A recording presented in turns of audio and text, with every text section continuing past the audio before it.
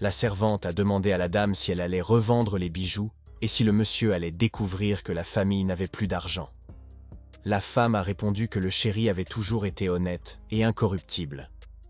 Il faisait maintenant son service militaire dans un poste frontière. Il ne fallait pas le déranger avec de telles futilités. Un groupe de personnes s'acharnait sur lui, disant que Lun Chen était vraiment inutile. Il était la même ordure sans culture. Qu'importe qu'il soit le fils d'un général, s'il ne sait pas se cultiver. Il a un père tellement fort, la façon dont il peut même être est de tels déchets. Il ne sera jamais comme son père. Il a probablement juste grossi. L'homme souffrait beaucoup. Soudain, il s'est souvenu qu'il s'était battu avec Zhu Yaoyang. Les gens criaient que l'empereur des pilules devait mourir. Il ne s'attendait pas à entendre parler de l'empereur de la pilule du ciel Lun Chen. L'homme informa l'empereur des pilules que les matériaux étaient prêts et qu'il pouvait commencer à fabriquer les pilules. L'homme a commencé le processus de fabrication. Lun Chen n'arrivait pas à croire qu'il était vraiment un empereur de la pilule. Mais c'était un Lun Chen qui n'était pas capable de cultiver. De toute évidence, il n'est qu'une ordure des plus banales. Soudain, l'homme s'est réveillé et deux femmes l'observaient déjà. C'était sa mère, et aussi la servante. La mère a dit que ce type l'avait effrayé à mort par son action, à savoir qu'il avait accepté un duel. Mais le gars a simplement demandé qui c'était et a dit qu'il avait un mal de tête fulgurant. La femme n'en revient pas que Lun Chen n'ait pas reconnu sa mère. Le garçon a pu constater qu'il avait jusqu'à 14 os cassés. La femme de chambre dit à la dame que le jeune maître a été blessé à la tête et qu'il a besoin de temps pour récupérer. La maîtresse a entendu le médecin. Il ferait mieux de partir pour lui laisser le temps de se reposer. Mais en attendant, le garçon ne comprenait pas pourquoi il pouvait sentir toutes les blessures. Le médecin explique à la dame que cette fois-ci, le jeune homme a pu se réveiller et que c'est une grande chance. La femme répondit qu'il n'était pas très inquiet. Elle demandera au domestique de l'emmener immédiatement chez le médecin. La femme est déterminée à remettre son fils sur pied. Le garçon s'est rendu compte qu'il pouvait sentir ce qui se passait autour de lui à 30 mètres de distance. Il supposa qu'il s'agissait du légendaire pouvoir spirituel des alchimistes. Il avait également en tête le souvenir de l'empereur des pilules. Lun Chen n'arrivait pas à se décider, après tout, qu'il soit une ordure ou un empereur de la pilule. Quoi qu'il en soit, avoir le pouvoir qui était maintenant dans ses souvenirs ne devrait pas être mauvais. Malheureusement, il découvrit que ses os spirituels, son sang spirituel et ses racines spirituelles avaient été volés par quelqu'un. Il n'avait pas réalisé qui pouvait être aussi impitoyable à la fin. Mais cette personne ferait mieux de rester hors de la vue du protagoniste. Une femme de chambre est venue le voir et a dit au jeune homme qu'il était temps de prendre ses médicaments. Elle a demandé au jeune homme s'il se sentait mieux. Le garçon a répondu par l'affirmative. Madame a payé très cher l'aide du docteur Yuanqi. Les blessures externes sont déjà guéries. Il goûta le médicament et réalisa qu'il ne pouvait même pas s'agir d'une pilule. Sa mère avait été trompée. Leur famille s'était appauvrie et elle avait sans doute vendu ses bijoux. Les pilules sont divisées en 5 catégories, faibles, moyennes, élevées et excellentes. Ces boules ne peuvent même pas être qualifiées de médicaments. Heureusement, elles contenaient des herbes curatives. Il décida d'utiliser son pouvoir spirituel pour les canaliser et les soigner. Puisqu'il a les capacités d'un empereur de la pilule, Lun Chen pourra désormais se contenter d'une vie d'ordure. La servante apporta les herbes médicinales que le jeune maître avait demandé à acheter. Elle ne s'attendait pas à ce que le jeune homme puisse déjà se tenir debout. Le garçon a demandé de n'en parler à personne. 6 heures plus tard, son ascension commencera par cette cure d'écureuil. Il voulait éveiller les 12 canons parfaits intérieurs. Désormais, il serait capable de cultiver l'art secret du corps tyrannique à 9 étoiles. Cependant, il faudrait d'innombrables pilules et médicaments pour entraîner l'art secret du corps tyrannique à 9 étoiles. Compte tenu de la situation actuelle de sa famille, le coût des herbes médicinales nécessaires à la fabrication des pilules serait prohibitif. Il doit réfléchir à l'endroit où il peut trouver l'argent. Soudain, le gamin entendit que quelqu'un reconnaissait le jeune seigneur de la famille Lun. Li Hao ne s'attendait pas à ce que le jeune maître de la famille Lin soit aussi fort. Le garçon se demanda à quelle vitesse il avait pu se remettre sur pied. On dit que les bons chiens ne bloquent pas le passage. Li Hao est donc un mauvais garçon. Le jeune seigneur de la famille Moon pense apparemment qu'il est plus confortable d'être allongé sur le sol, et il a hâte d'y être à nouveau. Li Hao aide vraiment tout sur Zhu Yaoyang. Li Hao se retourna et répondit.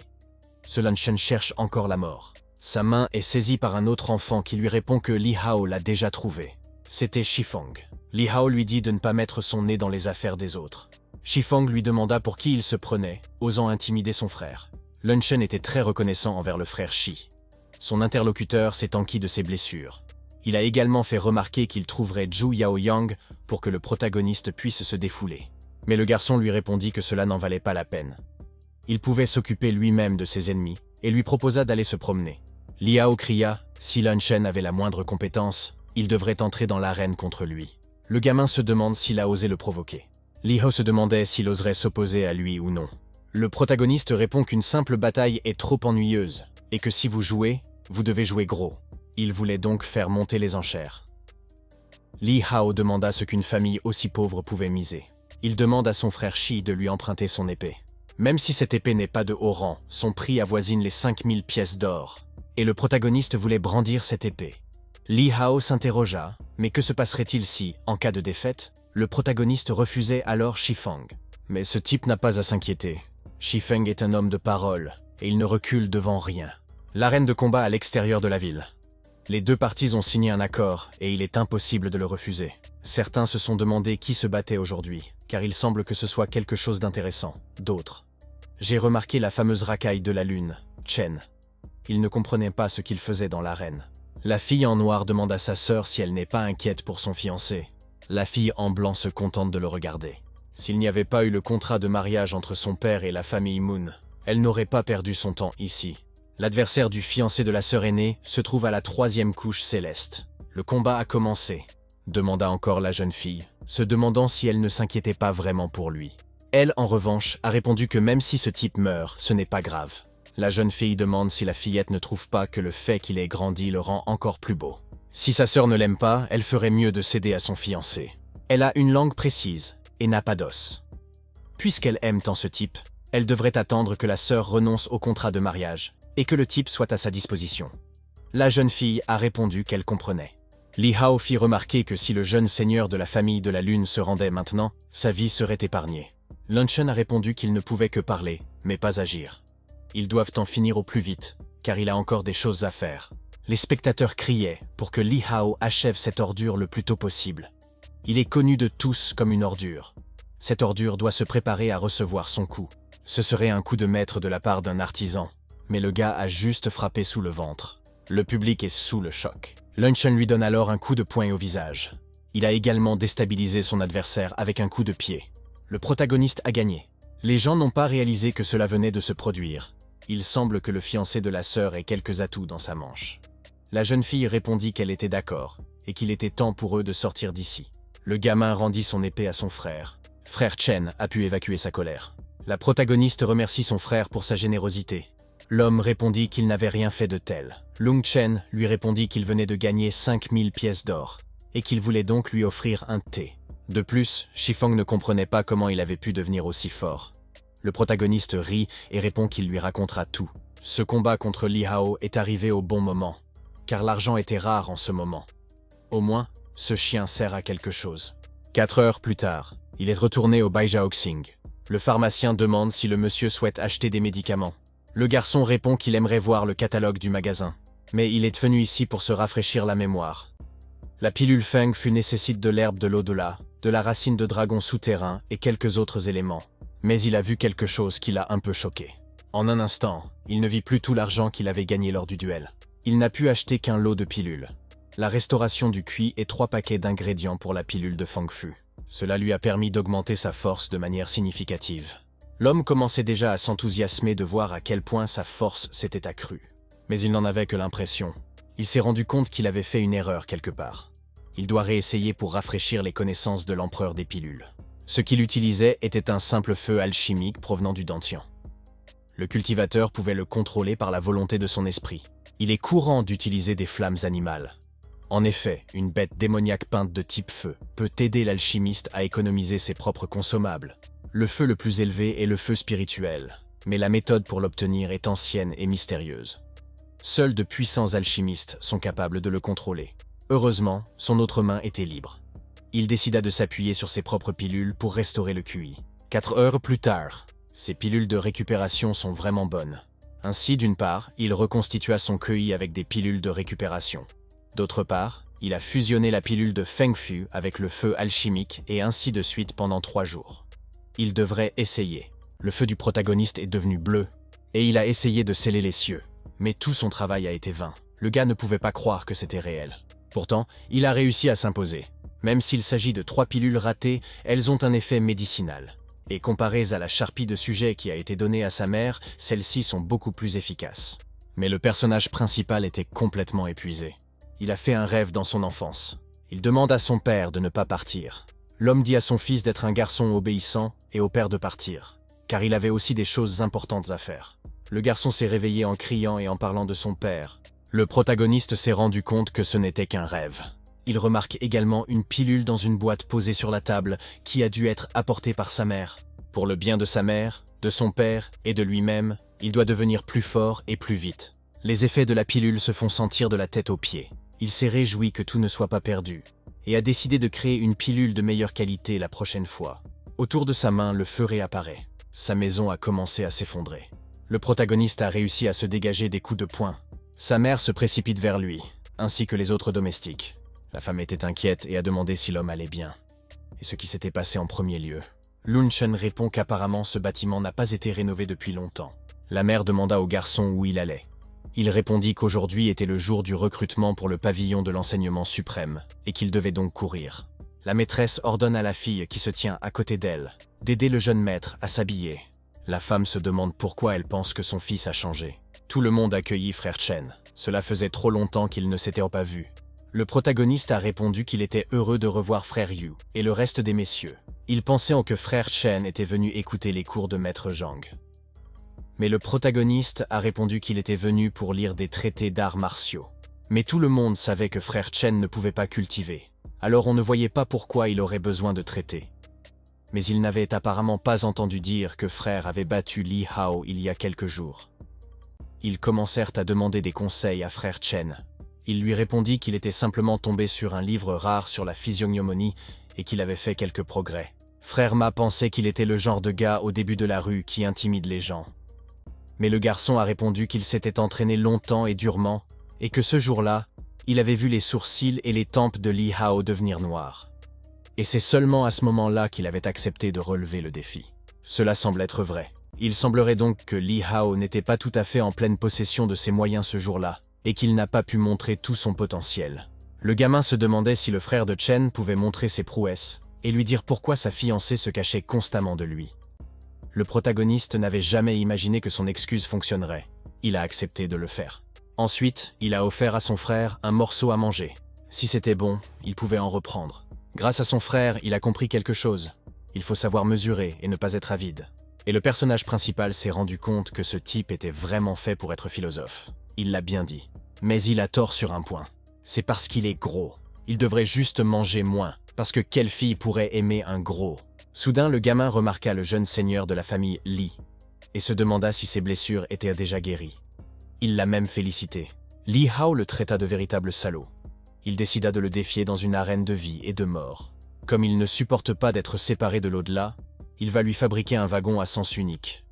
Ou bien, comme la dernière fois, il veut faire monter les enchères. Li Hao était d'accord. Même s'il avait perdu la dernière fois, cette fois-ci, la mère de Lunchen aurait un cadavre. Il doit être ici demain à midi.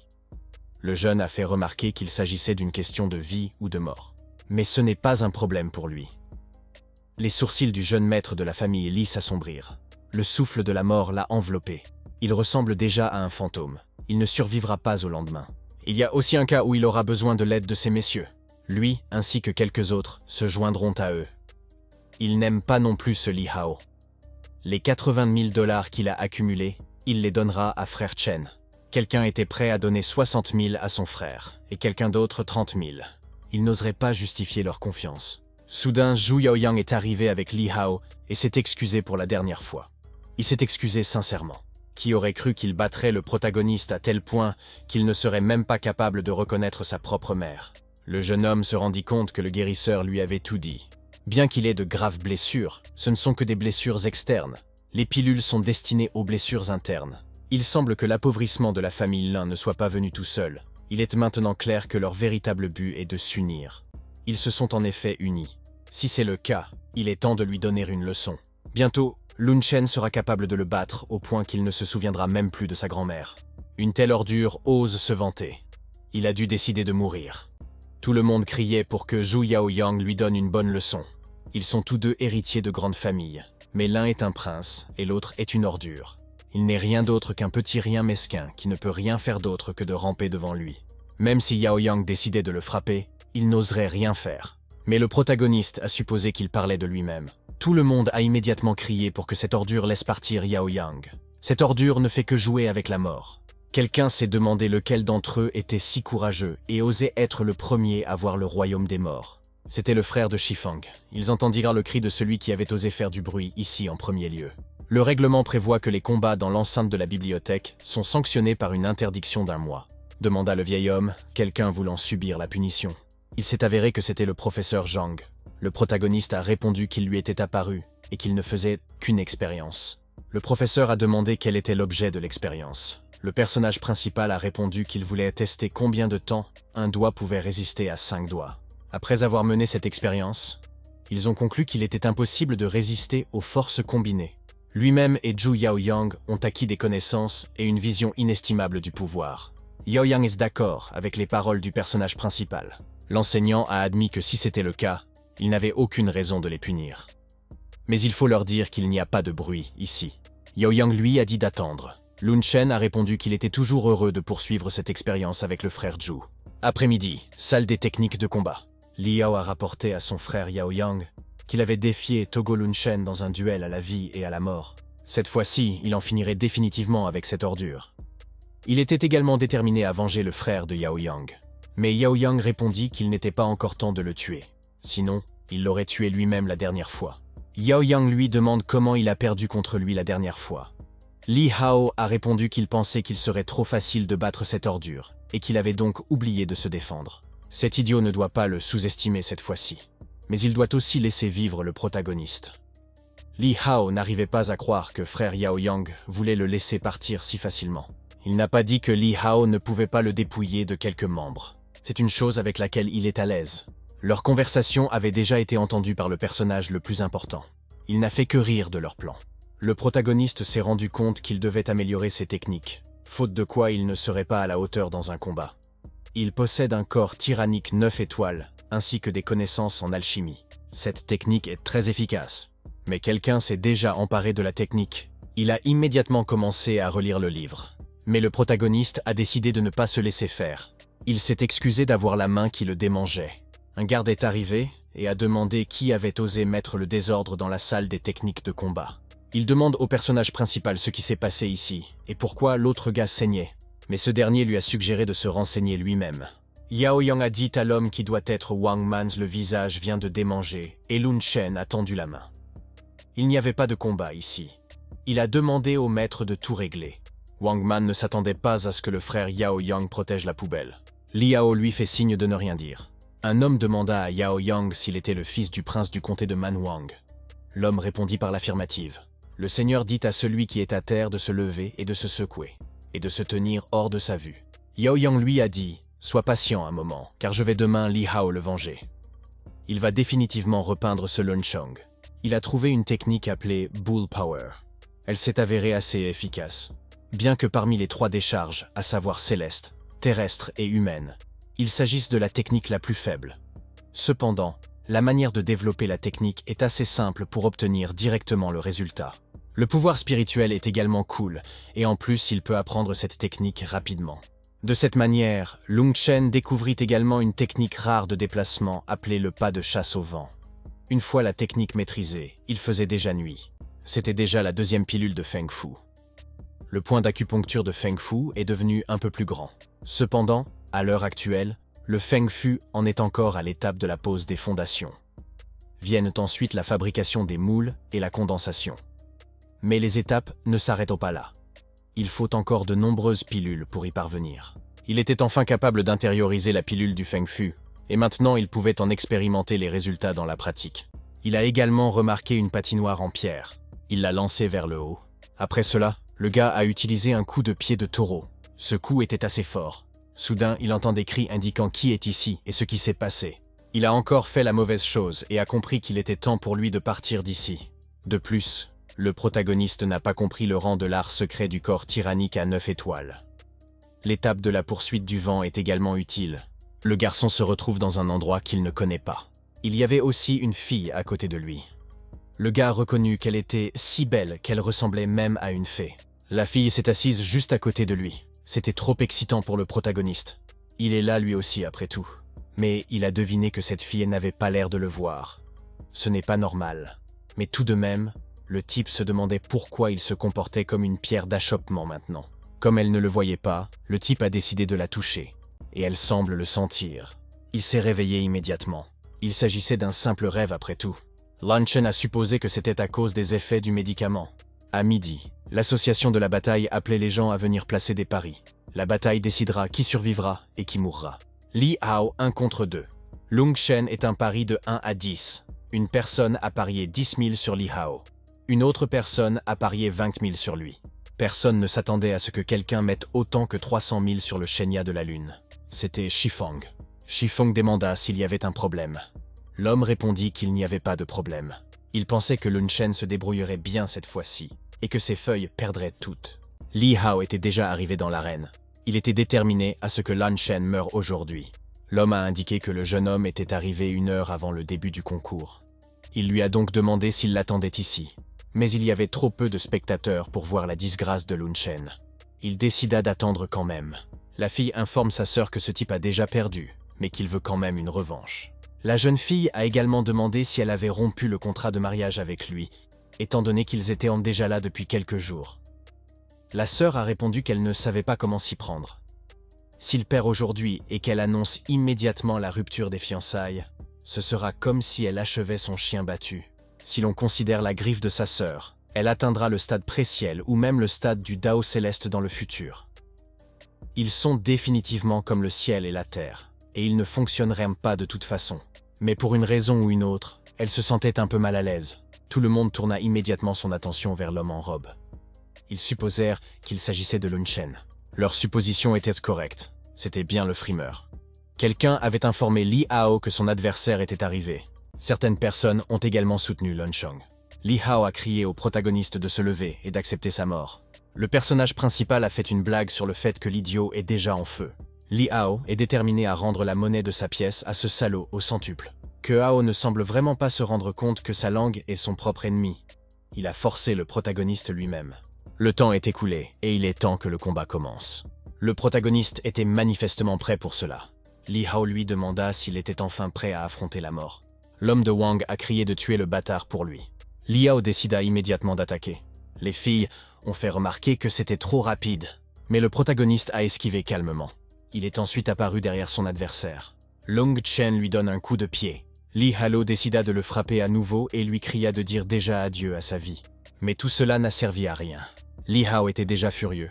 Il a utilisé un coup de poing en pierre. Lun Chen lui répondit par un coup de taureau. Personne n'a jamais pensé que Lun Chen pouvait utiliser les arts martiaux. C'est tout simplement impossible. Li Hao a demandé à être épargné. Il a même révélé que c'était Zhu Yaoyang qui l'avait poussé à agir de la sorte.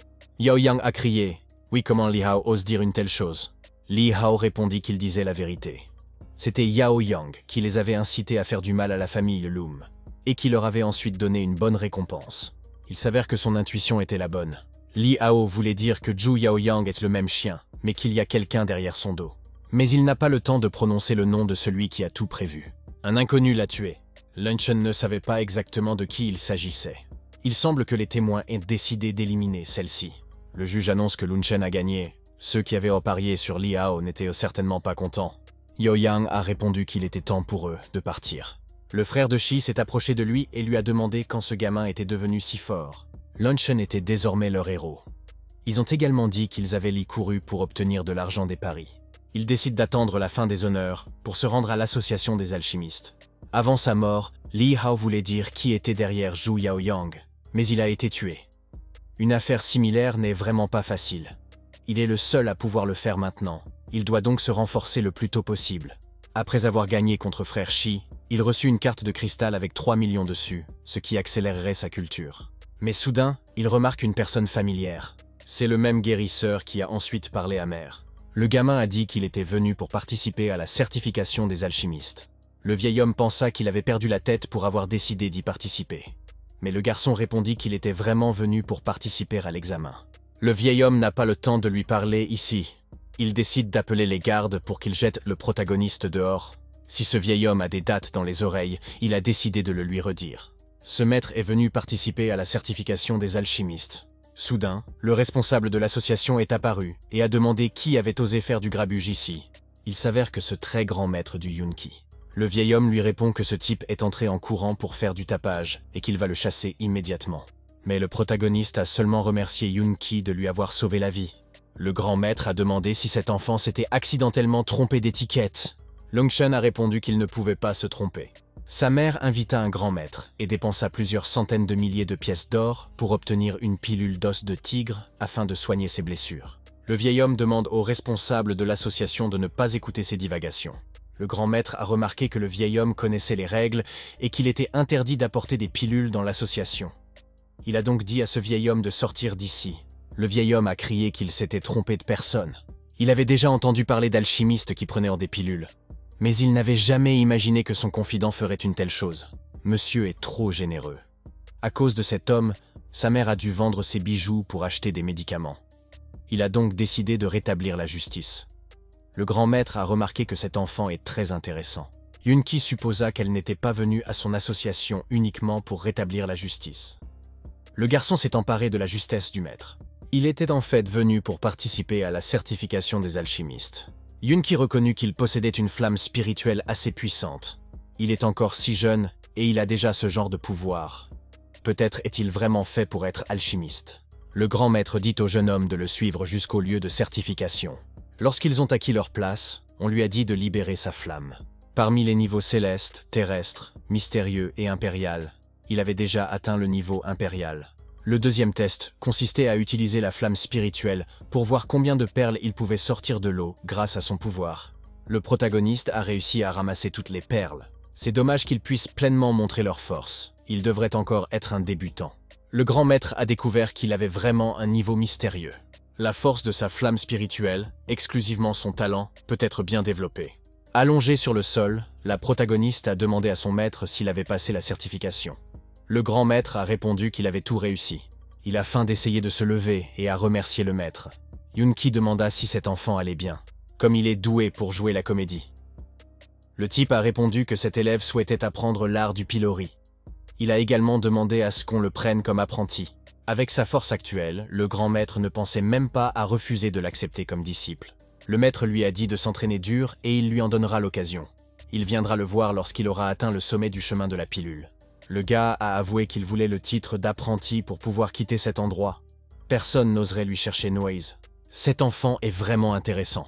Le grand maître va ordonner qu'on lui donne un jeton. Il se demandait même qui oserait lui causer des ennuis à ce moment-là. L'enfant le remercia. Il a eu la chance de recevoir un jeton, ainsi qu'un vêtement de l'association des alchimistes, ainsi qu'un anneau spatial et un nouveau creuset alchimique. Il serait désormais en mesure de créer des pilules de meilleure qualité. Grâce à cet objet, il bénéficiera d'une remise de 50% sur tous les ingrédients de l'association. Il a également le droit de lire les archives des générations précédentes d'alchimistes. Le reste d'entre nous l'a informé que sa mère souhaitait le voir. Sa mère lui a dit de saluer les Menzi lorsque le garçon arriverait à leur porte. Cette fille est sa fiancée. Le protagoniste a reconnu qu'elle était très belle. Cette fille lui semblait très familière, car il l'avait déjà vue en rêve.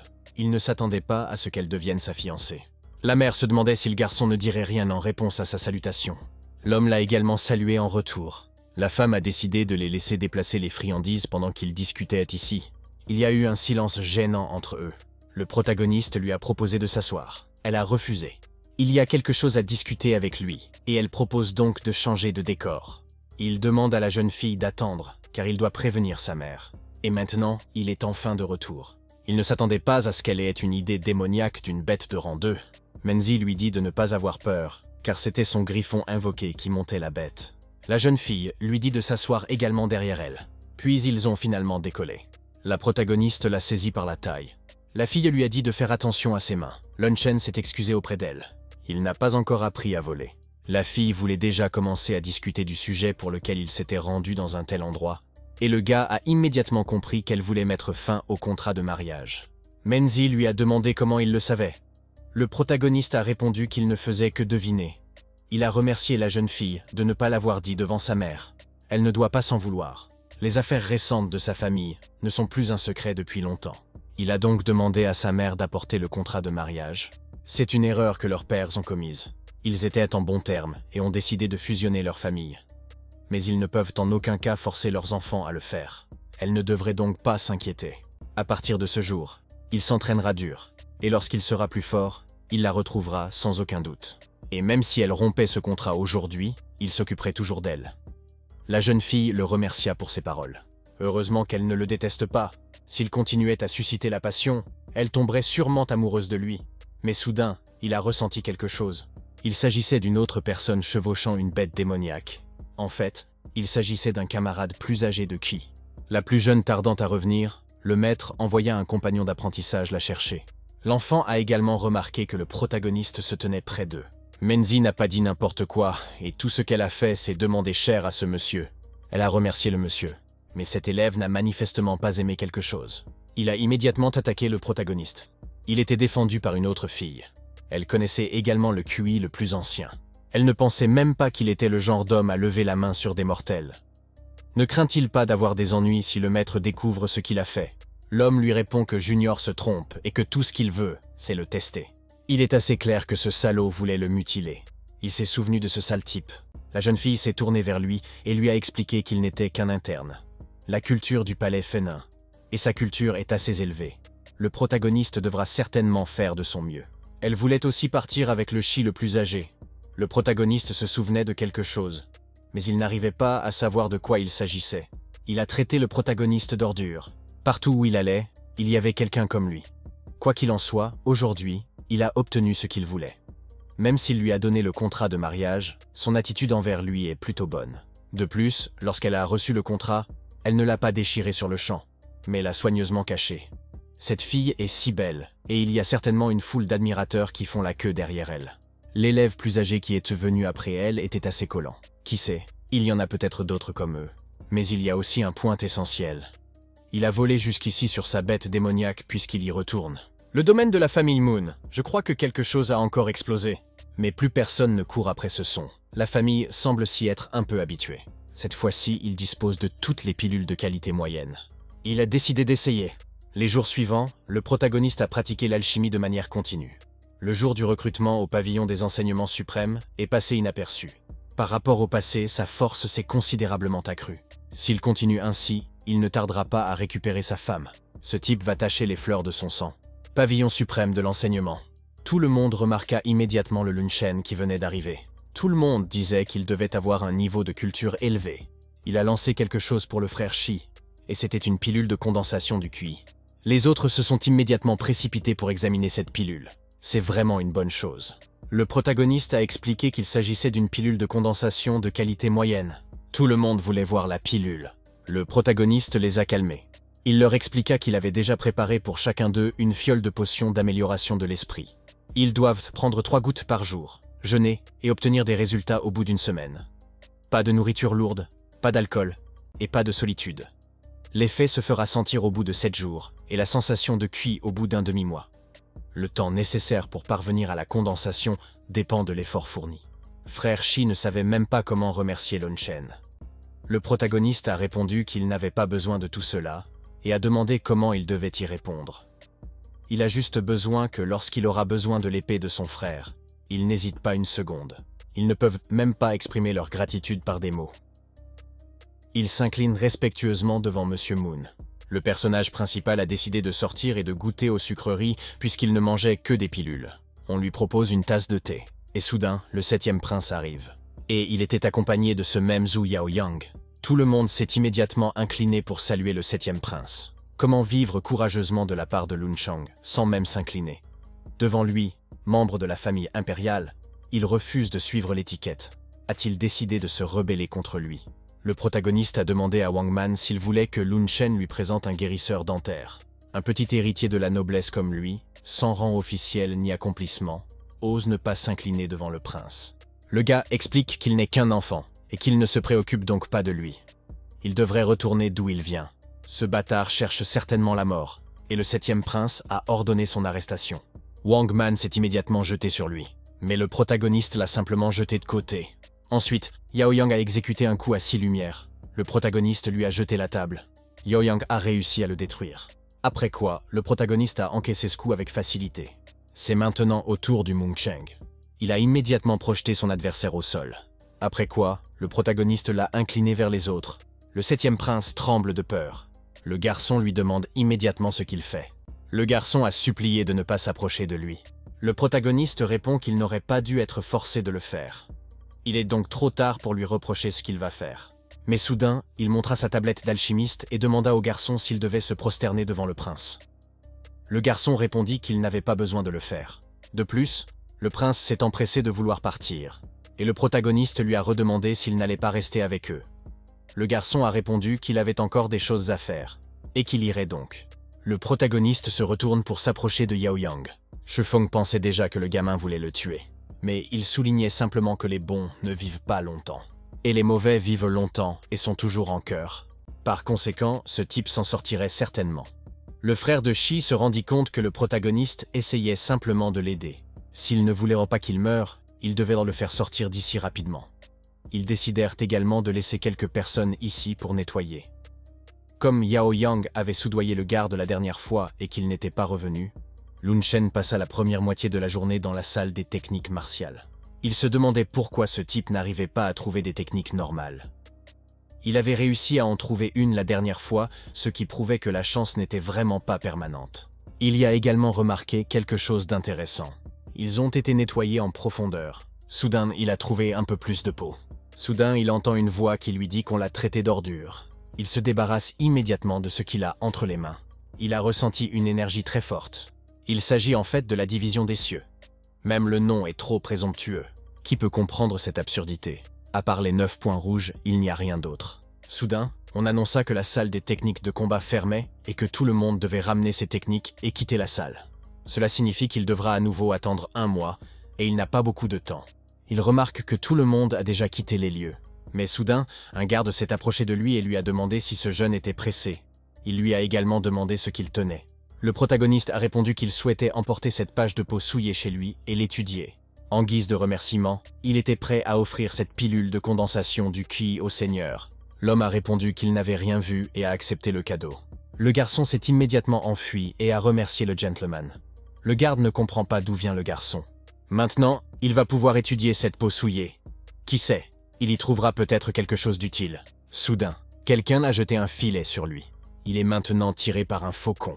Sur le faucon se trouvait une jeune fille qui demandait quel genre d'esclave insolent osait malmener son petit frère. Le protagoniste se demande qui l'emmène quelque part cette fois-ci et, surtout, pourquoi. Le faucon l'a laissé partir. Lorsque le protagoniste a atterri sur le sol, une fille est apparue devant lui et l'a traité d'insolent et d'esclave. Si elle ne lui donne pas une leçon aujourd'hui, il n'apprendra jamais à respecter les maîtres. L'homme s'est immédiatement levé et a demandé qui elle était. Cette jolie fille était venue lui chercher des noises à cause d'un de ses mécontents. Elle l'a traité de vaurien sans vergogne. Ce type a osé brutaliser son petit frère. Elle se défoulera sur lui ce soir. Et avec quelqu'un comme le personnage principal, elle ne le serait certainement pas, même si elle était aveugle. Elle se jette sur lui pour le maîtriser. Le gars a demandé en premier pour qu'elle puisse l'expliquer correctement. Mais soudain, la fille s'est accrochée à un rocher et est tombée sur le gars. Il a touché ses seins par accident et elle l'a traité d'ordure. La fille voulait le frapper, mais le type a brusquement disparu quelque part. Il a répondu que c'était douloureux et a demandé qui était cette fille. La fille l'a encore traité d'esclave qui ne connaît pas sa place. La 3e princesse est là pour lui ôter sa vie de chien. Lun Shen a répondu que cette fille idiote avait des mouvements désordonnés. Elle avait envie de le frapper, mais ce n'était pas un problème pour lui. Soudain, elle a voulu lui mordre la main. L'homme n'a pas du tout compris ce qui se passait dans sa tête et lui a demandé ce qu'elle faisait. Et il est temps de reconnaître que le protagoniste a gagné. La fille a demandé « Comment ose-t-il dire cela ?» Le personnage principal a crié de douleur et l'a frappé. Elle rougit encore plus et répondit qu'elle le clouerait. Il se rendit compte qu'il s'agissait d'une fille, après tout, et qu'il valait mieux arrêter. Il avait toutes les marques de dents sur sa main. Le protagoniste lui demande si elle a enfin pu se défouler. La princesse se demanda en retour pourquoi il ne ripostait pas. Le gamin lui répond qu'il ne se bat pas contre les filles. Elle décide de l'aider. Il a accepté. La princesse se rendit compte que ce type était différent de ces garçons baveux. Il est le premier à avoir osé se défendre. Ses yeux sont si expressifs. Ce sont les yeux d'un homme qui ne craint ni le ciel ni la terre. Il préfère se laisser aller à la douleur plutôt que de lui faire du mal. peut-être qu'il n'avait vraiment rien fait de tel à son frère et qu'elle n'avait tout simplement pas compris la situation. La princesse a dit qu'il ne devait pas s'excuser et qu'il devait les considérer même aujourd'hui. Mais ce n'est pas ce que le protagoniste voulait dire. Mais tout ce qui devait être dit l'avait déjà été. La jeune fille lui a donc demandé ce qu'il voulait encore dire. Le protagoniste a répondu que cette beauté avait bandé la mauvaise main. Elle a immédiatement demandé pourquoi cette personne était réticente et ne lui avait rien dit auparavant. Lun Chen est resté silencieux. Il a ajouté que son jeune frère était utilisé. Zhu Yaoyang voulait profiter de lui. La princesse s'est excusée auprès de lui pour l'avoir calomnié. Le garçon répondit qu'il n'y avait pas lieu de s'inquiéter, car il en avait déjà l'habitude. Même si le protagoniste est un dur à cuire, elle a le sentiment qu'il ne la trompe pas et qu'il ne lui fait pas peur pour gagner ses faveurs. Elle lui a donc proposé son amitié. Le protagoniste accepte, à condition qu'elle ne l'attrape pas avec un filet. Depuis le temps qu'elle vivait au palais, c'était la première fois qu'elle rencontrait quelqu'un à qui elle pouvait vraiment s'épancher. Pour Lung Chen, c'était aussi la première fois qu'il rencontrait quelqu'un digne de la famille impériale. Il voulait l'aider et découvrir la raison pour laquelle l'empereur avait cessé de la voir. Seule sa conscience lui dit de ne pas réagir de manière excessive à cette fille impolie, mais encore naïve. Domaine du prince Zheng Yuan de la famille Lelun. L'enfant remarque que sa mère est entourée de quelqu'un. Il s'est immédiatement approché d'elle et lui a demandé si tout allait bien. L'homme a dit que Lun Chen avait inutilement blessé le noble héritier de Zhu Yaoyang. Ils ont reçu l'ordre de le capturer. Le protagoniste se tourne vers Bao et lui demande de l'aider à emmener la mère à la maison. Et le garçon s'occupera des choses ici pour le moment. Ce ne sont que des sous-cultivateurs du stade de condensation du Qi, et ils osent déjà s'appeler des soldats. Ce ne sont que des chiens pathétiques. L'homme a demandé à ne pas être contraint de couper la tête de cet enfant insolent. S'il osait tirer son épée, sa tête tomberait immédiatement sur le sol. L'homme a immédiatement voulu attaquer le protagoniste avec le désir de le tuer. Il bloque le coup de poing à l'aide de son bras. Il voulut ensuite le frapper, mais l'homme détourna sa tête à temps. L'homme a voulu lui donner un coup de pied, mais le protagoniste a sauté. Il dégaina alors immédiatement son épée. Le gamin saisit habilement la lance de l'autre garde et se précipite immédiatement sur son adversaire. Il prend l'épée des mains de l'homme. Il s'est ensuite immédiatement occupé de son adversaire. Les subordonnés n'en croient pas leurs yeux. Le commandant a perdu. Lun Chen a osé tuer leur estimé commandant. N'a-t-il pas peur qu'il détruise le domaine du prince Zheng Yuan? Enfin, il y a un prince mandchou. Man Wang apanage prince Zhu Chengqing. Aujourd'hui, dans la salle de littérature, il a commis des crimes contre le 7e prince et a gravement blessé son fils. Et maintenant, il a également tué un commandant loyal. Le prince apanage a ordonné qu'il soit saisi. Le personnage principal a immédiatement montré l'ordre de la salle de guerre et a demandé si lui et ses vieux yeux ne reconnaîtraient pas ce qu'il tenait. Le prince du Delnoé ne comprenait pas d'où venait ce jeton. Le protagoniste a fait remarquer que l'apprenti prince a aujourd'hui encerclé la maison d'un disciple de l'association des alchimistes et a brandi son épée. Malgré le fait que l'empereur ait une politique de protection des alchimistes. Il s'agit de délits assez graves. Le prince apanage a demandé au seigneur de ne pas s'énerver autant. Il n'en savait rien. Son commandant a agi de son propre chef. Il reviendrait immédiatement pour enquêter et lui donner une compensation appropriée. Le garçon a également demandé ce qu'il en était des ordures qui se trouvaient dans sa cour. Le prince a répondu qu'il ferait appel à des serviteurs pour les nettoyer immédiatement. Mais l'enfant n'a pas eu l'air d'apprécier. Le prince de l'apanage a donc dit qu'il nettoierait lui-même. Il remarque que l'endroit semble encore sale. Mentalement, le prince se disait qu'il n'oublierait pas si facilement l'humiliation d'aujourd'hui. C'est arrivé si soudainement et de façon si inattendue que ce serviteur n'a pas osé agir de son propre chef. Il demande au 4e prince de lui pardonner et de le guider. Ce type a vraiment réussi à devenir alchimiste. 4e prince Chufu. Il a fait ce qu'il fallait. Il devrait repartir et suivre correctement tous les mouvements dans le manoir de Zheng Yuanhu. Seulement, il ne doit jamais être vu par qui que ce soit. Le prince de l'apanage a demandé ce qu'il en était de Lun Cheng. Chufu répondit « Ne lui demandez pas l'heure qu'il est. Tant que ce pion restera sur l'échiquier, même avec l'aide de mécènes, il ne pourra échapper à son destin. Le prince verra combien de temps il peut résister. » Le protagoniste est arrivé à l'association des alchimistes pour trouver un grand maître. Mais il ne sait même pas si le Yunqi est là. S'il n'est pas là, il ira le chercher. Ou mieux encore, demander à quelqu'un. Le protagoniste a demandé à la jeune fille si elle savait où se trouvait le grand maître Yunqi. La jeune fille lui demanda immédiatement qui il était et pourquoi il cherchait un grand maître. Il s'est rendu compte que cette fille était obtuse et a décidé d'aller demander à quelqu'un d'autre. La fille lui a dit d'arrêter, parce qu'elle lui parlait. Elle lui a également demandé pourquoi il était si impoli. Il fait le point sur le fait qu'elle semble être venue ici pour prendre ses médicaments. Elle lui a demandé de quoi il parlait. Le type lui a répondu que si elle avait un problème de tête, il valait mieux qu'elle reste chez elle et qu'elle ne gèle pas les gens autour d'elle. Ces mots l'ont mise en colère et elle a voulu le tuer. Heureusement, il réussit à esquiver son coup. L'homme s'est rendu compte qu'il n'avait même pas besoin de se retenir. Elle semblait vraiment avoir un problème avec sa tête. Il l'a immédiatement repoussée d'un coup de pied. La fille a réussi à atterrir et a crié qu'il était fini. Mais soudain, ils entendirent un cri disant qu'il fallait en finir. C'était Yoon-ki. La jeune fille l'avait appelé maître. À cause de ces paroles, le protagoniste pensait qu'elle était aussi la disciple d'un grand maître. Yoon-ki répondit qu'elle perdait son temps puisqu'il ne prenait pas de disciple. Mais elle ne voulait pas partir. S'il ne la prenait pas comme apprentie, elle viendrait ici tous les jours. Exactement jusqu'à ce qu'il l'accepte. Mais cette gueuse doit se rappeler que la force physique n'est pas autorisée dans sa guilde. Si elle enfreint encore les règles, il la chassera d'ici. Il dit également à Lunchen de le suivre. Le garçon s'est excusé d'avoir été impoli. Le grand maître lui répond que cela n'a pas d'importance, car il a tout vu. L'enfant a vu le tableau sur le mur. C'était la dernière femme de Yoon-ki. Elle ressemble vraiment à cette fille. Lorsque le grand maître l'a vue pour la première fois, il n'en a pas cru ses yeux. Mais ce type l'a vraiment choqué. Il était capable d'envoyer voler un expert en condensation de 9e stade sans aucun pouvoir spirituel. Le gamin voulait se justifier d'une manière ou d'une autre, mais il ne pensait pas non plus à révéler ses secrets. Le maître lui répond qu'il n'y a pas lieu de s'inquiéter, car tout le monde a ses secrets. Mais un homme comme le protagoniste ne doit pas perdre son temps. Sinon, il enterrerait son magnifique talent. Le garçon a été très reconnaissant de ce rappel.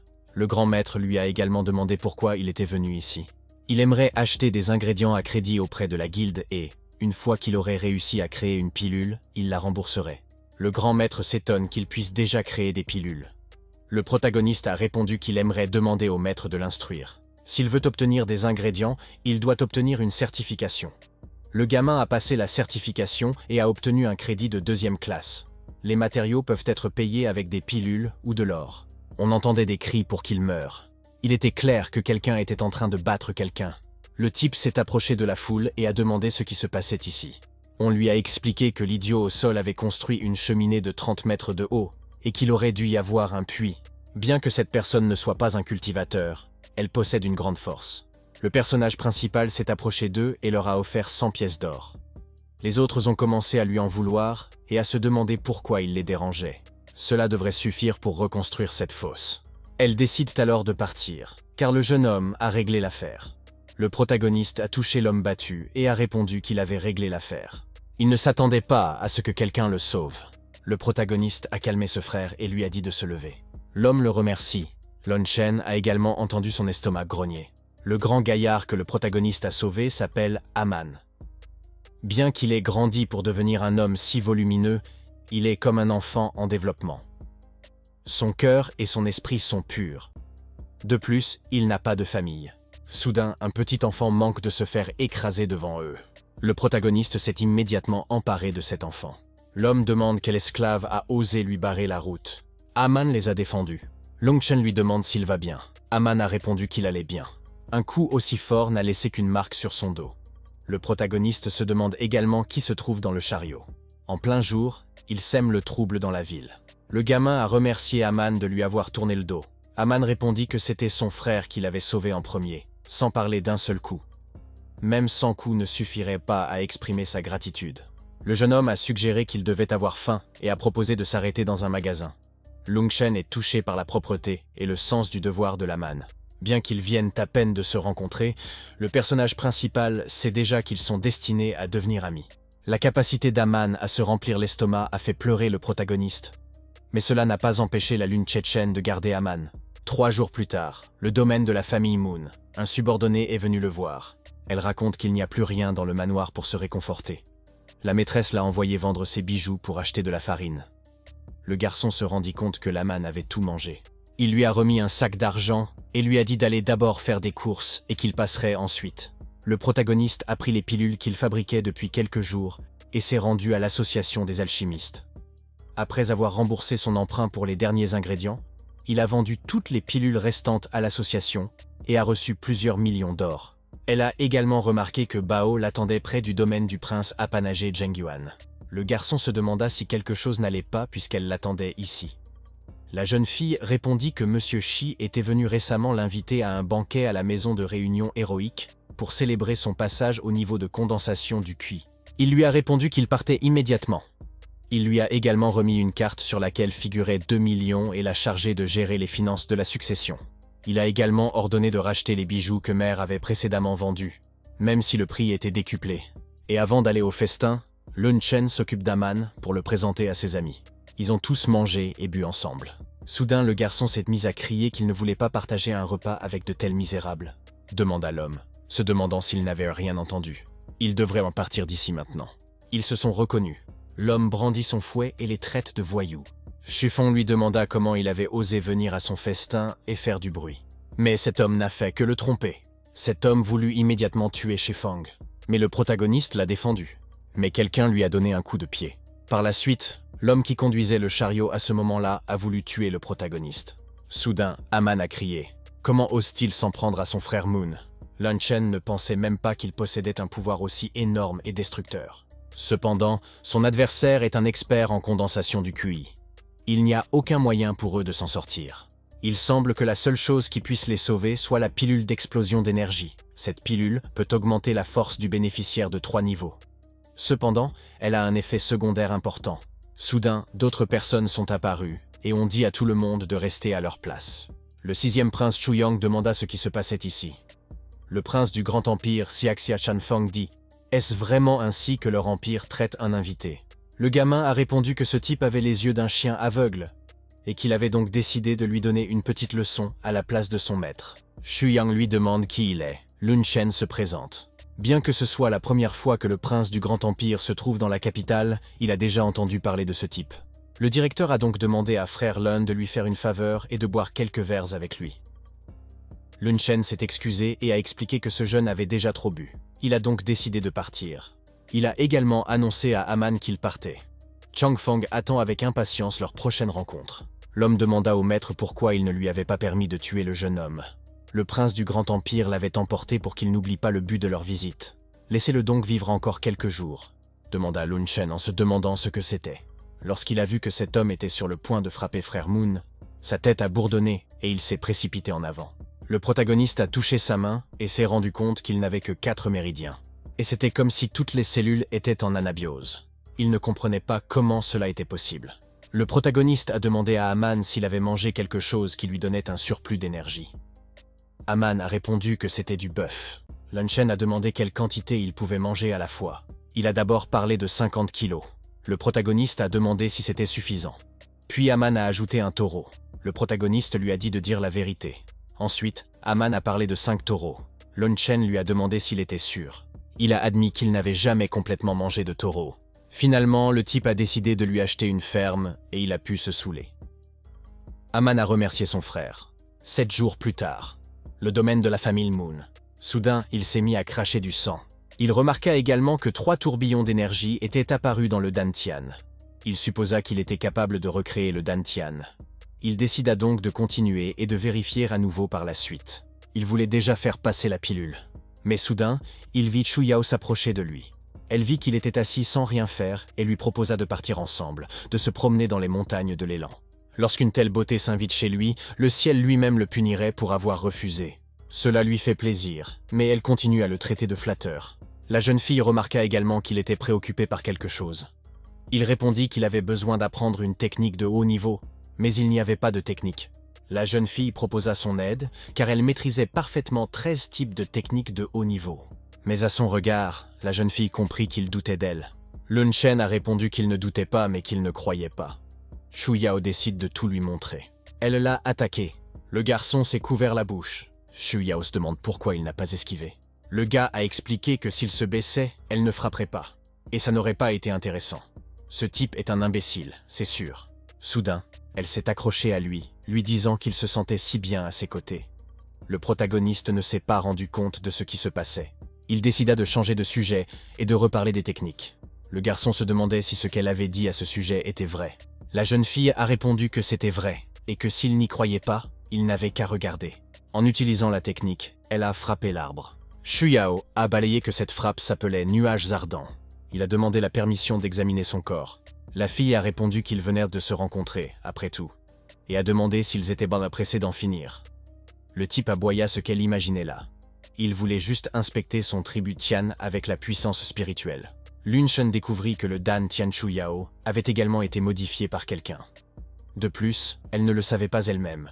À cause des menaces de tiers, la belle et douée Chu Yao devait être négligente dans sa culture pour rester en sécurité. Elle possédait donc des techniques de haut niveau. Cependant, en raison de ses propres limites, elle n'était pas en mesure de déployer toute leur puissance. Heureusement, Lun Shen accepta de trouver un moyen pour la fille de restaurer son tribut Tian. En retour, elle accepta de lui enseigner une technique. Amana, dès qu'il a vu le protagoniste, s'est immédiatement précipité vers lui. Il lui a demandé s'il avait bien mangé ces derniers jours. Il est rassasié tous les jours et tout son corps est plein d'énergie. Les protagonistes lui ont également demandé s'il avait appris à cultiver. Mais Aman ne savait même pas ce que ce mot signifiait. C'est incroyable, car son tribut Tian libère une grande quantité d'énergie spirituelle. Ce gamin est vraiment doué. Lun Shen l'aidera à ressentir les flux du Tang Tian. Il devrait bien mémoriser cette sensation et être capable de la cultiver seul plus tard. Le protagoniste a commencé à y consacrer toute son énergie. Aman a donné un coup de poing sur le mur. Il s'est excusé auprès de lui de ne pas avoir pu se retenir. Lun Shen comprend alors le pouvoir caché d'Aman. Le protagoniste ouvre les rideaux. Il a également vu une fille qui se tenait là. Il s'est souvenu qu'il s'agissait d'un Menzi. Lun Shen est heureux de la revoir. La jeune fille recula en trébuchant et tomba dans ses bras. Il pouvait sentir le vin sur elle. Elle buvait donc du vin. Menzi lui demande s'il est aussi sorti pour admirer la lune. Le protagoniste lui demande de garder son sang-froid. La jeune fille a répondu qu'elle allait parfaitement bien et que s'il n'y croyait pas, il pouvait aller voir de plus près. Il s'est immédiatement éloigné d'elle, en lui disant qu'il ne fallait pas le faire. Elle s'est effondrée sur lui, expliquant que pour une raison ou une autre, elle avait très chaud. Lun Shen lui dit de jeter rapidement quelque chose sur elle. Elle s'est approchée de son visage en prononçant son nom. Il rougit de plus en plus et lui dit de s'habiller enfin. La jeune fille a répondu qu'elle ne voulait pas faire cela. Elle lui a également demandé s'il était sexy. L'homme ne comprenait pas pourquoi il avait peur, car tout se passait bien, comme dans un rêve. Il commence à se persuader que tout cela n'est qu'un rêve. Il devrait se ressaisir. Même si c'est un rêve, ce n'est pas bien. Le type a répondu qu'elle était ivre.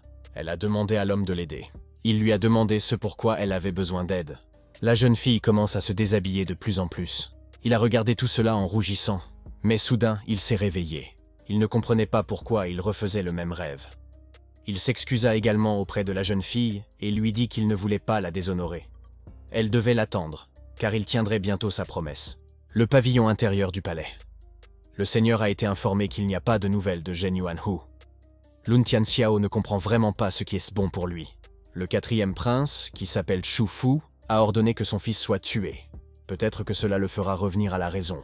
Il doit rassembler ses forces et le prince s'occupera du reste.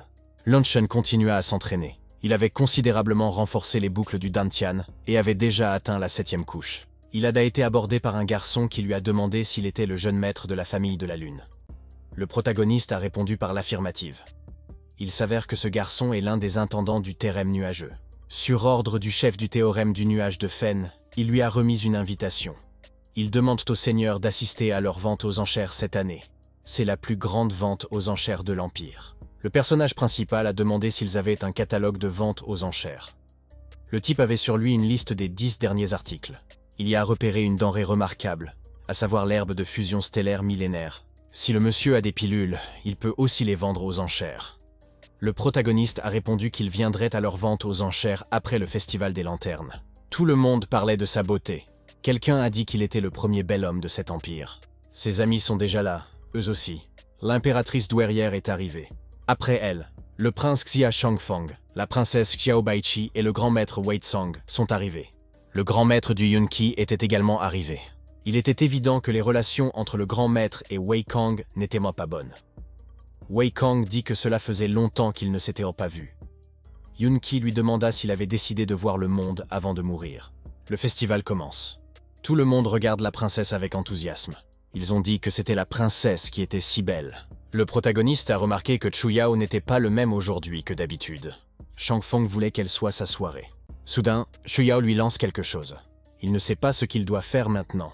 La jeune fille lui répond qu'il y a un message pour lui à l'intérieur. Il y avait en effet une sorte de parchemin à l'intérieur. Le dragon navigue sur 4 océans. Le phénix vole sur 9 terres. Nous sommes peut-être séparés par des mers de sang, mais nous ne nous écarterons jamais de notre chemin. Le dragon et le phénix vieilliront ensemble. Shang Feng était en colère et ne comprenait pas ce que cela signifiait. Il allait tuer Lun Chen.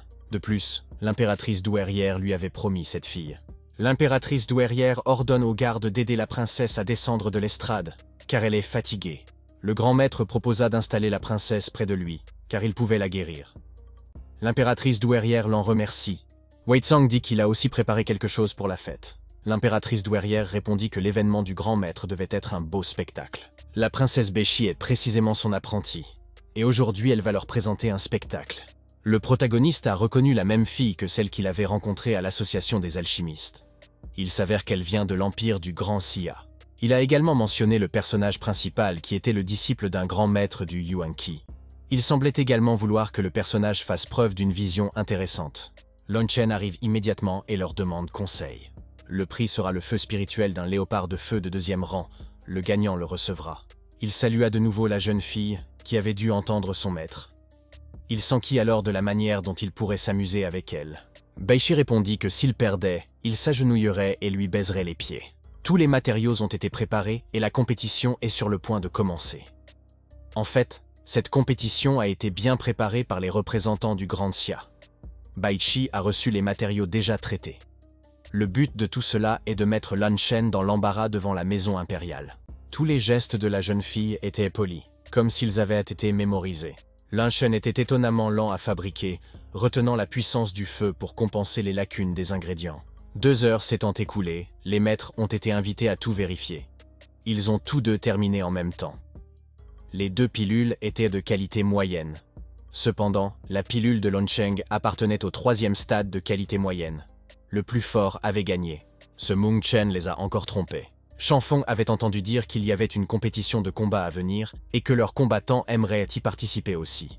Elle décida de faire ce que le prince lui avait dit en espérant que le spectacle serait à la hauteur. Il a choisi Wang Chang pour participer. Il a beau être alchimiste, en tant que combattant, c'est une véritable ordure. Huang Shan, du Grand Xia, attend de partager son expérience. Shifeng a répondu qu'il pouvait l'insulter lui-même, mais qu'il ne l'autoriserait pas à insulter le protagoniste. Le protagoniste a essayé de le calmer d'une manière ou d'une autre, car il s'agit d'une provocation évidente. Mais aujourd'hui, le gars ne pense pas à l'écouter. Il entre dans l'arène. Shifeng cria qu'il allait devoir répondre de ses paroles. Ils ont immédiatement commencé à se battre. Wang Chan demande si c'est bien cela. Puis ce fut son tour. Il jette le sèche-cheveux Shi sur la chaussée. Il lui a ensuite marché sur la main. Il est immédiatement abordé par Lun Chen, qui lui demande si son frère va bien. Le vainqueur de cette épreuve est Wang Shan de Great Xia. Lun Chen répondit qu'il avait dépassé les bornes. Puisqu'il voulait tant la bataille, il l'obtiendrait. Il a approché l'impératrice douairière avec le désir de s'opposer à Wang Chan dans l'arène de la vie et de la mort. Wang Chan se rendit compte que c'était trop facile. L'impératrice douairière a donné son accord. L'arène de la vie et de la mort remettra les choses en ordre. Il y est également favorable. Sauf que le personnage principal y mourra et qu'il pourra retrouver sa flamme spirituelle. Le combat de Lun Chen contre Huang Chang dans l'arène de la vie et de la mort commence. Wang Chan se demande pourquoi ce type le regarde si attentivement. Il a décidé d'arracher ses yeux avant toute chose. Mais il s'est passé quelque chose dont personne ne s'est rendu compte. Lun Chen a dit à cet idiot de se suicider à toute force. Voilà qui est intéressant. Il a de nouveau attaqué le protagoniste. Lun Chen ne le lâche pas d'une semelle et porte ses propres coups. Yun Qi se rendit compte que son disciple n'était plus aussi simple qu'il le pensait. Mais Lun Chen s'est ouvert, ce qui a permis à son adversaire de frapper. Il a été projeté contre le mur. Shu Yao a immédiatement crié son nom. La jeune fille en appelle immédiatement au grand maître. Mais celui-ci lui répondit que la princesse ne pourrait de toute façon pas les empêcher. Même s'il doit renoncer à son honneur, le grand maître sauvera certainement Lun Chen. Mais la surprise sur le corps du personnage principal n'était même pas une égratignure. Shang Feng ordonne à son réparateur d'arrêter de perdre du temps et d'en finir. C'était la fin de ce gamin arrogant. Il a utilisé le coup de poing de la tempête de sable. L'enfant a pu contrer cette attaque avec confiance. Il s'est rendu compte que les choses allaient mal. Ce coup l'a fait reculer. Un homme tombait, détruisant les toits des maisons. La jeune fille cria que Lun Chen avait gagné.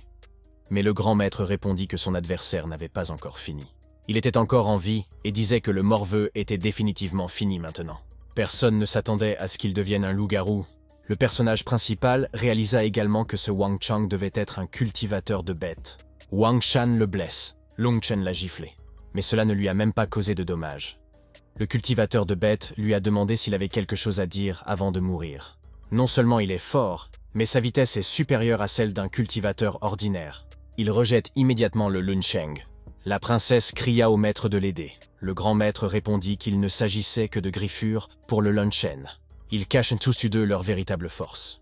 Mais Wang Chan avait un avantage. Le maître suggère que Lun Sheng doit aussi avoir un atout dans sa manche. Se rendant compte de la situation, il a décidé de continuer à utiliser ce qu'il ne voulait pas utiliser si tôt. Armure de flammes en pilule. Il ne comprenait pas comment cela était possible. Il lança immédiatement une attaque contre le cultivateur de bêtes. Mais il n'a pas été touché. Après cela, le protagoniste a décidé d'essayer à nouveau. Sa fourrure commence à brûler. Il est logique que tous les animaux aient peur du feu. L'homme a crié qu'il en avait assez de regarder ce cirque et a demandé à son subordonné de le tuer. Soudain, du sable est apparu dans l'arène. Les autres ne voient rien. Il s'avère qu'il peut utiliser la technique de la grande explosion de sang. C'est un art secret extrêmement terrifiant.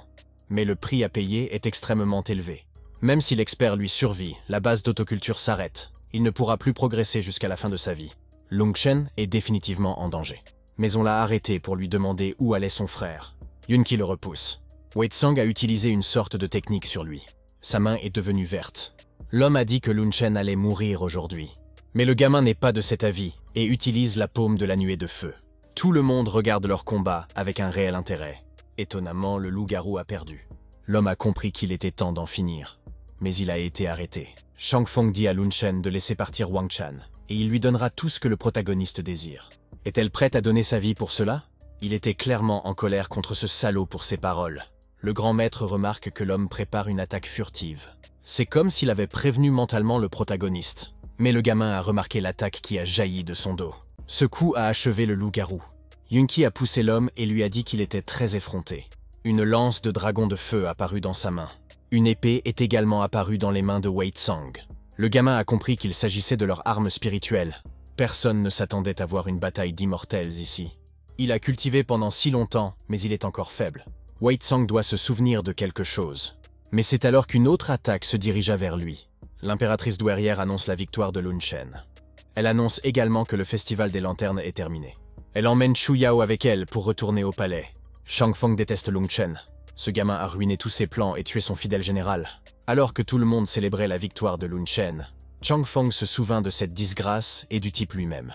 Ses amis se sont immédiatement précipités vers lui et lui ont demandé ce qui n'allait pas avec le Shifen. Il s'est avéré qu'ils l'ont renvoyé chez lui immédiatement et qu'il allait bien. Frère Moon était trop cool aujourd'hui. Le quatrième prince ne pensait pas que le Lun Shen avait déjà atteint cette couche. Le subordonné se demanda s'il valait la peine de raconter pour le détruire. Mais il ne faut pas se précipiter, car il connaît déjà ses faiblesses. Et tant qu'il a ses faiblesses, elles peuvent être exploitées. Le soir, le protagoniste se rendit dans la maison de la famille de Shi Feng. Après avoir soigné ses blessures, il demanda une pièce secrète pour purifier la bête à flamme. C'était sa première flamme de la bête. C'était un chat indiscipliné. Il se demande comment elle va continuer à lui résister. Le gamin a commencé à rassembler toute son énergie dans une traction d'hommage. Ce chat indiscipliné n'avait plus la force de résister. En conséquence, ses méridiens se sont multipliés. Il ne se rendit même pas compte de ce que c'était. Soudain, l'enfant s'est mis à crier. Il s'est réveillé dans un endroit frais. Il a vu que c'était en fait un endroit magnifique. Monkey est apparu soudainement et a dit que tous ses vêtements avaient pris feu. Alors elle a décidé de l'aider à se déshabiller. Xu Yao est également apparu et a demandé si la sœur Agile pouvait l'aider après tout. Il voulait l'aider à se laver. Il l'embrasse de part et d'autre. Puis il s'est réveillé et a réalisé qu'il s'agissait d'un autre rêve. Il s'était vraiment évanoui pendant la purification. Il a également saccagé la pièce avec ses pitreries. Lun Chen était parvenu à la 8e fente de condensation du Qi. Et dès qu'il quitta le manoir de la famille Shi, il rencontra une personne de Yunqi. On lui remit une pétition pour faire un rapport à l'association des alchimistes. L'enfant a remercié le grand maître pour son aide hier. Mais c'est le grand maître qu'il faut remercier. De plus, le grand maître a quelque chose à lui dire. Peut-être le protagoniste sait-il pourquoi lui et Wei Cao se chamaillent comme chien et chat. Le gamin a répondu qu'il ne le savait pas. Yunqi lui répond que c'est à cause de cette plaque. Lorsque lui et Wei Cao étaient des disciples juniors de la même secte que lui, ils étaient tous deux dotés d'un talent céleste. Mais le maître a préféré Yunki et lui a remis la tablette. Cela a irrité les Weikao et ils sont devenus ennemis depuis lors. La femme aimante du grand maître Yunchi est intervenue et a perdu la vie. C'est pourquoi Baishi ressemble tant à la femme du défunt maître. Il voulait me piéger pour que je vole la plaque. Le protagoniste a demandé pourquoi il était si spécial. Le rêve ultime de tous les alchimistes est la vallée de la pilule. Et ceci est la preuve d'un entraînement dans la vallée de la pilule. Le grand maître veut donner cette tablette au protagoniste. Mais comme il s'agit d'une relique ancestrale, il n'oserait pas la prendre. Mais Yunki a insisté. L'un des derniers engagements du maître était de lui demander de transmettre cette plaque à son disciple. Et le protagoniste est maintenant le plus digne d'accepter la plaque. Il faut devenir un roi de la pilule avant l'âge de 20 ans, puis présenter cette plaque pour entrer dans la vallée de la pilule. Il remercia le maître et lui dit qu'il ne le laisserait pas tomber. Yunki avait payé un prix élevé pour cette plaque. Après tout, il pouvait maintenant régler ses affaires en toute tranquillité. L'enfant a immédiatement eu des pensées troublantes à propos de ses paroles. Mais le maître l'a calmé et lui a expliqué qu'il n'allait pas mourir dans un combat contre Wei Tsang. Un invité est arrivé dans la maison du jeune maître. Personne ne s'attendait à voir un fan de Chu ici. Il a demandé à Lung Chen de sauver sa sœur. Grande sœur est maintenant assignée à résidence et attend le 1er octobre pour la faire passer pour Xia Shanfen. Cette nouvelle l'exaspère. Le personnage principal lui demande s'il peut la voir. Chu Feng répondit qu'il le pouvait puisqu'il était son jeune frère. Mais pour les autres, il ne sait pas. Il reste un peu plus d'1 mois. Il doit se rendre à la vente aux enchères du Terem au-delà des nuages pour acheter l'herbe des étoiles qui lui permettra de lever sa restriction intérieure. Il répondit au prince de ne pas s'inquiéter, car il la sauverait à coup sûr. Xu Feng s'est agenouillé et a remercié le personnage principal. En aidant le prince à se relever, il s'est rendu compte que son développement était également bloqué. Il a demandé la permission d'explorer ses tiraillements. L'enfant lui demande de patienter un peu. C'est alors qu'une sorte d'épingle est apparue dans ses mains. Lun Chen expliqua qu'il s'agissait d'une épingle à plumes souterraine que sa sœur possédait également. Il retira l'aiguille empoisonnée de son corps. Cela signifiait que le prince pouvait maintenant s'améliorer. Il a également donné au prince des pilules qui cachent l'aura. Il doit en prendre une tous les 7 jours et personne ne s'apercevra de rien. Le prince est très reconnaissant à frère Chang. En attendant le jour de la vente aux enchères, Lun Chen continuait de cultiver et de créer des pilules de haut rang avec le feu de bête qu'il venait d'obtenir. Il les préparait à être vendues aux enchères. Un homme a conduit le protagoniste, ainsi que ses amis, à la vente aux enchères. Le grand prince Chuyang et Xia Changfeng sont également venus. Et cette personne avait la même aura que celle qui avait tué Li Hao. Une jeune fille les a accueillis à la réunion du pavillon Huayun d'aujourd'hui. Il s'agit du commissaire priseur, qui s'appelle Sai Weiyang. Le gars pensait avoir déjà entendu ce nom quelque part. Elle a également demandé aux personnes honorées de ne pas être avares. Tout le monde a discuté du fait qu'elle est très énergique, dit Lun Chen. Le gros homme ne la regarde pas comme ça. Cette fille, bien que séduisante, est encore effrayée au stade de la concentration sanguine. Cette salle des ventes n'est pas si simple. J'ai également retrouvé le même professeur qui a enseigné le Chu Yao et le Chu Feng. Il est l'égal du père de Lun Chen et l'un des 3 maîtres suprêmes de l'Empire. Il est suspect que l'un d'entre eux reste ici quelque part. L'objet suivant de la vente aux enchères était une herbe étoilée vieille de 1000 ans. Le prix de départ était de 500 000 pièces d'or. L'enchère a immédiatement grimpé à 800 000. Et le personnage principal a offert 2 millions. Enfin, cette herbe sera la sienne. Mais il a proposé 3 millions. Lun Chen a proposé 3 millions et 100 000. Le professeur a bien sûr trouvé un usage à ses fleurs, mais comme il en avait tellement besoin, il a accepté de céder. Mais la princesse Baishi a offert 4 millions. Le portefeuille de Lung Chen n'est pas si profond. Le personnage principal a proposé 5 millions. La princesse a fait une offre de 10 millions. Cette fois, il a proposé 20 millions. Shang Feng a déclaré que 20 millions lui porteraient déjà un coup très dur. C'est pourquoi elle n'a pas surenchéri. Comme il le souhaitait, le protagoniste a fini par obtenir une herbe étoilée vieille de 1000 ans. Puis, il obligea Chang Feng à débourser 200 millions d'or pour une seule technique de combat. Chang Feng lui en voulut longtemps. Il est temps de passer au dernier point. Plus précisément, 2 pilules de guérison de la plus haute qualité. Ils n'ont manifestement pas compris ce qu'était la marchandise, car quelqu'un a dit qu'il pensait qu'il y aurait quelque chose de valeur. Ces pilules ne seront certainement pas bon marché. La jeune fille répondit que les invités de marque ne comprenaient pas très bien ce qu'était cette pilule. Elle suggéra donc d'inviter un expert en condensation du QI sur la scène et de le laisser évaluer l'effet de cette pilule. La jeune fille a demandé s'il y avait une telle personne ici. Après tout, un homme s'est porté volontaire. Elle a demandé si ce maître avait peur de la douleur. Cet homme s'appelle Zhao Dayang, et il a demandé à ne pas être offensé par de telles questions. Lun Chen supposa que cet homme ressemblait plus à un idiot qu'à un maître. Dans ce cas, la jeune fille s'excuse à l'avance. Elle a coupé le bras de l'homme. L'homme s'est écrié « Cette petite voulait-elle vraiment mourir ?» Elle a présenté la pilule à Monsieur Zhao et lui a demandé pourquoi ne pas l'essayer maintenant. Il a accepté de manger la pilule après tout, et son bras a commencé à se rétablir. Aujourd'hui, tout le monde admet qu'il s'agit d'une pilule divine et qu'elle fonctionne vraiment. De manière inattendue, le remède perdu sera réactivé un siècle plus tard. Ses doigts seront sauvés. De plus, la jeune fille a annoncé qu'il existe une pilule qui développe les muscles. Le prix de départ est de 100 millions. L'offre est immédiatement montée à 300 millions. Il a reconnu que cette fille était vraiment douée pour les affaires. C'est un excellent outil de marketing. Monsieur Ino a misé 500 millions. La jeune fille a demandé si l'offre serait plus élevée. Lung Chen mise 600 millions. Il a reconnu que cet enfant était très perturbé. Ino a misé 700 millions, suivi par un gars qui a misé 800. Le jeune maître Lun Chen a misé 800 millions. Elle a donc demandé si Monsieur Ino allait augmenter la mise. L'homme a déclaré que Lun Chen n'avait pas beaucoup d'argent et qu'il ne faisait que se montrer. Elle demanda à l'homme de modérer son ardeur. Monsieur Yunqi avait donné son quota commercial à maître Chen Shiji bien avant la vente aux enchères. Yingo décida d'offrir 1 milliard. Le gars a informé son frère de lune qu'ils étaient presque à court d'argent et que c'était effrayant. Mais il a immédiatement proposé 1,5 milliard de dollars. Ino lui demanda s'il avait vraiment besoin de cette pilule. Lung Chen répondit que ce n'était pas grave, car elle ne lui était d'aucune utilité. Il se demandait simplement pourquoi Ino et son père sont tous deux des piliers de l'Empire, alors que le père du protagoniste garde les frontières et est pauvre. Ino vit dans un palais simple mais riche. Cette fois, il a misé 1 milliard et 510 millions. Et le protagoniste abandonne immédiatement. La vente aux enchères s'est terminée par la victoire d'Ino. Le pavillon Huayun a gagné beaucoup d'argent. On lui a dit que Lun Shiji, qui est le seigneur du pavillon, aimerait partager avec le protagoniste. On lui a également dit de se rendre dans une pièce séparée pour prendre le thé et d'attendre. Il s'avère qu'elle est le seigneur du pavillon Huayun. Elle n'a fait que rire. Par la suite, la jeune fille a demandé si elle n'avait pas eu des enfants assez grands. Le protagoniste ne s'attendait absolument pas à cette question. La fille derrière elle a dit « Wei Yi, ne sois pas bête ». Wei Yi a répondu que les gens ne comprenaient pas la manière dont les générations se succédaient. Elle s'est excusée pour son arrogance. En fait, cette fille appelée Bai Ling est en réalité la chef du pavillon Huayun. Elle était heureuse de rencontrer le jeune maître de la famille Lun.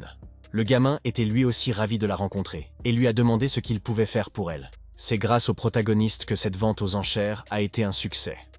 Il a reçu sa part des bénéfices. Il y avait 1 milliard de pièces d'or. De plus, cette vente aux enchères lui permettait de terminer son expérience dans le pays sauvage. Et elle retournerait bientôt à la secte. Elle demanda donc si le jeune maître de la famille Lun voulait accompagner Bai Ling et rejoindre la secte Huayun. Le garçon répondit qu'il avait encore des affaires à régler avec sa famille. Il la remercia pour son accueil chaleureux. La jeune fille a rapporté que l'anneau spatial contenant de nombreux autres matériaux d'alchimie avait été donné au Fils du Ciel. Cela lui a fait plaisir. Il a remercié Mademoiselle Bai. 3 jours plus tard, Lun Chen met au point la pilule de l'étoile fondante. Il utilise le liquide, et Zhong se fait passer pour le garde du corps de Chu Fang et l'accompagne chez Chu Yao. Les gardiens ont indiqué qu'ils n'étaient pas autorisés à pénétrer à l'intérieur. Xu répondit qu'il était son gardien personnel. L'homme expliqua au 7e prince qu'il s'agissait d'un ordre de l'impératrice douairière. Il était désolé, mais il devait obéir. Le prince dit qu'il allait baisser la tête jusqu'au sol. Un 4e prince, qui avait entendu dire que l'endroit était très bruyant, arriva. Il arrive juste à temps. Xu Feng commença à expliquer la situation à son frère. Le protagoniste salua son Altesse le 4e prince. L'homme espère qu'il ne l'a pas reconnu. Le garde a expliqué au 4e prince que le 7e prince voulait que ce garde entre dans le palais de Yu Yao. Mais la reine-mère a interdit aux étrangers de le visiter. Le 4e prince a dit que c'était trop ridicule. Pense-t-il vraiment que le 7e prince va faire du mal à sa sœur aînée? Il a ordonné qu'on laisse entrer ces 2 hommes et il veillera personnellement sur eux. Le gamin avait l'impression que le 4e prince savait qui il était. Mais la question était de savoir pourquoi le prince l'aiderait. Il s'approche immédiatement de Chu Yao. Lun Chen enlève son déguisement et dit que c'est lui. Elle était tellement heureuse de le voir qu'elle l'a immédiatement serré dans ses bras. Il s'est excusé d'être en retard. Elle pensait ne plus jamais le revoir. Mais il a bien dit à cet idiote qu'il venait, n'est-ce pas? Demanda Chu Feng. Pourquoi ne laissait-il pas les 2 tourtereaux seuls un moment? Long Chen a demandé à Shu Feng de monter la garde ici. Ils ont encore des choses à faire. Il s'est avéré que la jeune fille dessinait ses portraits depuis le début, et ce depuis le début du Festival des Lanternes. Dessiner son image était tout ce qu'elle pouvait faire. Sinon, elle ne saurait même pas ce qui se passe. La jeune fille l'informe qu'elle veut être sa femme. Long Chen se demande si elle veut vraiment faire cela. Elle a répondu par l'affirmative. Ils se sont dirigés vers le lit. Il se demanda encore si la jeune fille le regretterait plus tard. Shu Yao a répondu qu'elle pouvait être sa femme et qu'elle n'avait aucun regret. Le protagoniste lui a immédiatement demandé si elle ne le croyait pas. Elle n'a pas réalisé ce qui venait de se passer. Le pouvoir de son âme lui dit aussi qu'elle se suicidera après aujourd'hui. Elle ne croit donc pas qu'il puisse la sauver. Shu Yao s'est excusé auprès de lui. Elle ne veut vraiment épouser personne d'autre que le personnage principal. L'homme a révélé qu'il avait apporté une pilule d'étoile fondante pour elle. La jeune fille prit la pilule de l'étoile fondante et le Long Chen resta à ses côtés jusqu'à ce que le médicament ait fait pleinement effet, au bout de 3 heures. Elle réussit ainsi à se débarrasser de ses chaînes. Le personnage principal se plaint d'être très fatigué. Il doit également mettre son déguisement. Mais soudain, ils sont arrêtés. Shu Feng s'est plaint que d'abord il ne les laissait pas entrer et que maintenant il ne les laissait même pas sortir. L'homme s'excusa, car c'était l'ordre du 4e prince. Bien entendu, le protagoniste a été percé à jour. Le 4e prince constate que le frère Chen est effectivement un dragon parmi les hommes. Le prince l'admire pour son courage et sa clairvoyance. Le protagoniste demande au prince comment il l'a reconnu. Le type a pointé son doigt. Il s'est avéré que l'anneau portait la marque de la guilde des alchimistes. Long Chen demande, puisque ce type sait qui il est, pourquoi l'a-t-il aidé à entrer dans le palais? Il s'est dit que Chu Yao était sa sœur après tout. Il ne voulait pas qu'elle épouse Chan Feng. Mais il sera de retour au pays dans 10 jours pour préparer le mariage. Finalement, le prince ne peut rien faire. Il a compris qu'il s'agissait d'une grande opportunité pour lui. Il remercie le 4e prince et décide de partir le premier. Dès que le personnage principal est parti, une femme est sortie et a expliqué qu'il faisait quelque chose d'assez risqué. Il s'est avéré que c'était sa mère. Il pensait que cela en valait la peine pour Togo. L'impératrice, appelée Nishigun, savait qu'elle ne parviendrait pas à convaincre son fils. Mais c'est le destin du Shah R. Sa vie est sous son contrôle et il sera le dirigeant de ce pays. Le jeune homme est prévenu de l'arrivée d'un invité. Le jeune homme a remarqué qu'il recevait beaucoup de visiteurs ces derniers temps. Il s'avéra que la même fille qui avait bloqué l'attaque de frère Qi ce jour-là était arrivée. Ils venèrent de se séparer et il ne la reconnaissait même plus. Long Chen la remercia immédiatement pour son aide. Comparé au petit ami et à la princesse, cela ne vaut pas la peine d'être mentionné. Cette fille est dans la même secte que Meng Shi. Si elle est au courant, Meng Shi l'est aussi. Cette fille s'appelle Lu Faner. C'est la jeune sœur de Meng Shi. La sœur lui a demandé de lui dire que s'il voulait être avec elle, il devait quitter cette princesse. Le gars s'est excusé, mais il ne peut pas faire ça. Il s'avère qu'il va sérieusement larguer sa sœur pour cette princesse. Mais il a indiqué qu'il ne ferait rien de tout cela. Un homme grossier et injuste ne pourrait pas attirer l'attention de sa sœur. Ce n'était qu'un petit test, et il l'a réussi. En fait, Meng Shi m'a demandé de lui faire un cadeau. C'était un loup des neiges, très chaud. Il était heureux que Meng Qi se souvienne toujours de lui. Lu Fan partage avec lui les méthodes et le contrôle de cette bête. L'âme puissante de Long Chen lui permit de maîtriser rapidement la méthode élémentaire de contrôle des bêtes. Après le départ de la fille, le type avait l'intention de continuer à s'entraîner. Mais soudain, il ressentit l'envie de tuer. Il n'y a personne de suspect dans la maison. Il doit quitter les lieux pour ne pas mettre sa famille en danger. Lorsqu'il s'est suffisamment éloigné de sa maison, il dit qu'il faut se montrer dans tout. Une flèche se dirigea immédiatement vers lui. L'homme l'a immédiatement remarqué, mais pour une raison ou une autre, il l'a accepté. Ils se sont rendus compte que le premier de la jeune génération était l'habituel croque-mitaine. Mais une flèche s'est immédiatement abattue sur un homme, et le protagoniste s'est levé, s'enquérant de l'identité de l'expéditeur. Ils ont immédiatement attaqué pour le tuer. Mais il s'occupe rapidement des 2 attaquants. Après cela, l'homme de dos a décidé de le poignarder. Mais l'homme n'a eu aucun mal à s'occuper de cette personne également. 2 autres personnes s'approchent rapidement de lui. Il repoussa habilement leurs attaques et s'attaqua lui-même. Il s'est d'abord occupé d'un homme. Puis il a lancé une épée qui a touché juste. Le dernier homme s'est resté, et Long Chen a répondu qu'il lui dirait toute la vérité s'il ne voulait pas mourir. Eh bien, il a décidé de l'éviter. L'homme a deviné que cette technique ressemblait beaucoup à quelque chose. Mais il a senti qu'il y avait quelqu'un d'autre ici. L'homme l'observe depuis un certain temps. Il lui a suggéré de sortir et de dire quelque chose. Il est immédiatement apparu et a répondu que ce méchant était admiré par les compétences du jeune maître. Long Chen a demandé qui il était en général. Ce méchant s'appelle Chen Fei, Il a été désigné par le seigneur Hu pour protéger secrètement son fils et sa femme. Il ne s'attendait pas à un tel acte de la part de son père. Le jeune homme a répondu qu'il s'agissait de paroles en l'air sans preuve. Mais Chen Fei dit au jeune maître d'y jeter un coup d'œil. L'homme montre une épée en bambou. C'est le premier cadeau que lui a fait son père. Il aimait beaucoup l'épée à l'époque, mais après le départ de son père, l'épée a disparu avec lui. L'épée était donc avec lui depuis tout ce temps. Lun Shen ordonna à l'homme de revenir avec lui, car il avait de nombreuses questions à lui poser. Il met en garde la cuve contre le sèche-cheveux pour la dernière fois. Son empire Xia ne pourra pas résister aux frasques de Chan Fang. Mais le gars a répondu à frère Lo que tout dépendait de l'humeur de sa sœur. Heureusement, Lun Shen n'est pas mort cette fois-ci. Sinon, Lun Tianxiao l'aurait tué sur le chemin de la capitale impériale et il serait mort sans sépulture. Mais avec la force de frère Lo, pourquoi ne se débarrasserait-il pas lui-même de Lun Tianxiao? Cet idiot ne se rend même pas compte que Lun Tianxiao est un puissant Yiqin de l'Empire. Pense-t-il vraiment qu'il peut être tué si facilement? S'ils échouent, qui prendra la responsabilité si l'information est divulguée? Shan Feng n'agira plus sans autorisation. Frère Lo s'est éloigné et les a traités d'idiots. 3 jours plus tard, Lun Shen renvoya Chen Fei.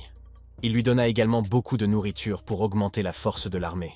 D'autre part, le jour du retour de Chen Fei approche. Lun Shen doit améliorer sa puissance de combat à Man. Il peut aussi s'entraîner plus efficacement dans les montagnes avec une grande aura. Le nombre d'ouragans dans le corps est passé à 10. Cet art du corps tyrannique des 9 étoiles est étrange. Aman a répondu à l'appel. Long Chen demande à tuer sa victime avec une hache. Aman a répondu qu'il l'avait utilisée. La hache que lui a donnée frère Moon est très utile. Un coup léger peut tuer un cheval. L'homme n'a pas acheté de hache pour qu'il puisse la manier. Il a également remarqué qu'il s'agissait d'un cerf et non d'un cheval. Il a été approché par une bête que le petit ami de ce dernier a appelée Xiaoshu. Ce monstre mange beaucoup et grandit vite. Le protagoniste a dit à Aman d'utiliser une hache pour couper la viande, de manière à ce qu'elle puisse être frite. Soudain, le garde dit d'informer le prince qu'il y a quelqu'un devant lui. Il ne s'attendait certainement pas à voir Lun Shen ici. Le garçon informe le prince qu'il est là pour le raccompagner. Mais il est certain que le protagoniste est venu ici pour tuer le roi. Mais il est plus à même de porter le titre de salaud. Shang Feng ordonna à Wei Meng d'aller couper la tête de ce garçon. Aman a décidé d'affronter le grand homme. Il bloqua immédiatement le coup d'épée avec sa hache, mais il est toujours blessé. Aman aussi était à la traîne. Ce type est à la hauteur de son adversaire. Ils se sont mis en joue. Le protagoniste a immédiatement reculé devant les flèches. Alors qu'il commençait à exécuter sa technique, les autres crièrent qu'ils devaient se disperser. Mais avant qu'ils n'aient pu faire quoi que ce soit, ils avaient déjà explosé. Shang Feng ne s'est pas rendu compte que ce garçon avait un nouvel ami. Le protagoniste demande à nouveau qui a emprisonné Chu Yao. Il vaut mieux qu'il rêve de le découvrir. Chang Feng est en pleine période de coagulation du sang. Shang Feng lui assène immédiatement un coup de poing, et le protagoniste tente de bloquer sa jambe. L'adversaire du protagoniste poursuit son attaque. Long Shen donne un coup de pied à la jambe. Shang Feng s'éloigne immédiatement de lui. Shang Feng utilisa immédiatement le sang sur ses mains. Lun Shen utilisa la paume du nuage de feu. Leur puissance a provoqué une énorme explosion. Ils ont été projetés dans différentes directions. Et le personnage principal est lui aussi un peu dérangé. Shang Feng a pu se lever tranquillement. Lun Shen l'attaqua immédiatement avec son épée. Le gars a esquivé. Soudain, il aboie qu'ils ont quelque chose à se dire. Mais Lun Shen n'était pas de cet avis.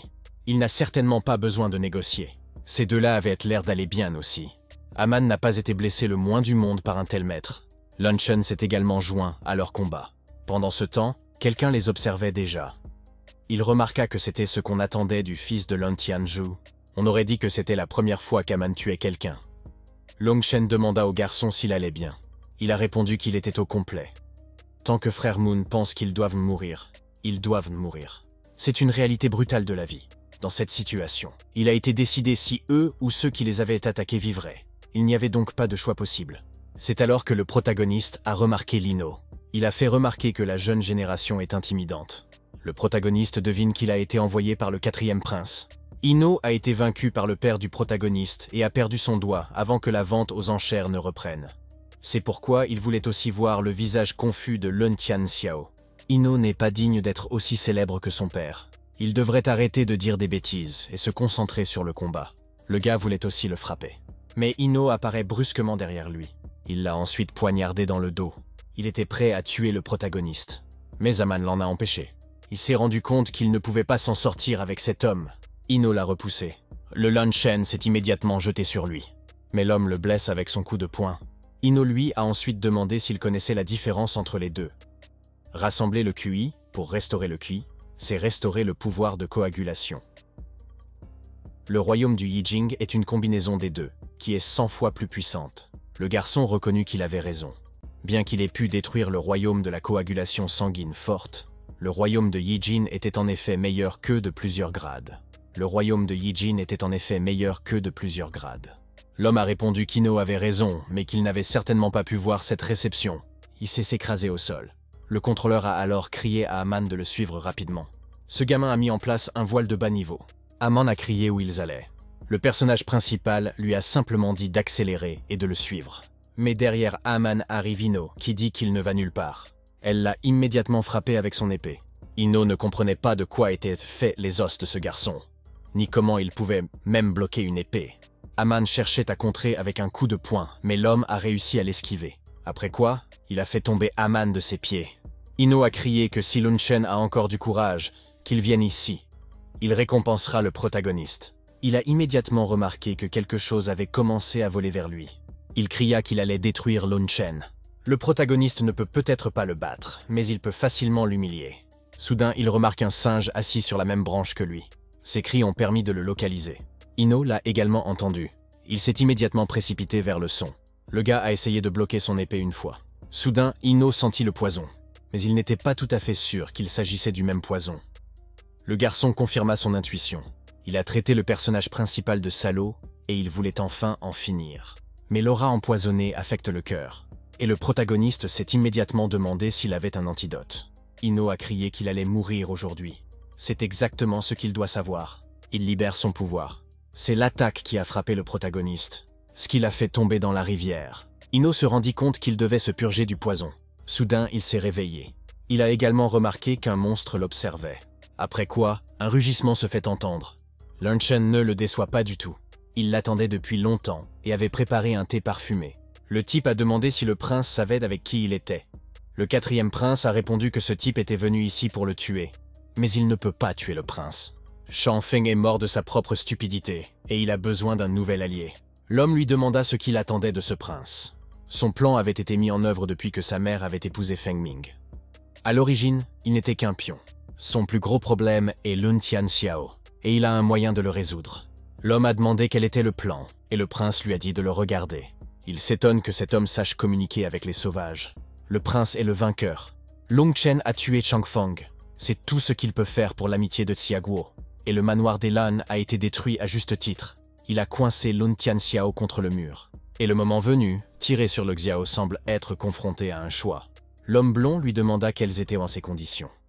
Le prince répondit qu'il avait besoin d'aide pour se débarrasser du stigmate d'être un pion et devenir le seigneur de l'empire Feng Min. Ils ont conclu un accord. Une voix mystérieuse demande au protagoniste de se réveiller. Il lui reste de nombreuses missions à accomplir. Il y a encore beaucoup d'ennemis à détruire. Son pro-destin est de détruire ce monde. Après avoir crié qu'il devait se réveiller maintenant, il s'est effectivement réveillé. En face de lui, un inconnu heureux d'être enfin réveillé. Elle était très inquiète pour lui. Le petit ami l'a informé que c'était inacceptable. Mais la jeune fille a répondu qu'il n'y avait rien de mal à cela. Elle a choisi le personnage principal et maintenant c'est son homme. Il ne comprenait certainement pas ce qu'elle avait dans la tête. Elle prie chaque jour le dieu de la forêt, dans l'espoir de rencontrer un homme fort. C'est ainsi qu'elle l'a rencontré lors d'une partie de chasse il y a quelques jours. Il s'avère qu'elle est son sauveur. Il l'a remercié. Cette fille s'appelle Xiaohua. Elle ne peut pas soigner ses blessures. Il doit donc remercier le dieu de la forêt. Cette fille est trop superstitieuse. Elle décide d'aller le présenter à sa famille. Il y avait trop de membres de sa famille et la jeune fille a signalé que son homme était réveillé. Il les a immédiatement remerciés pour leur aide. L'homme a répondu que nous pouvions le faire sans formalité.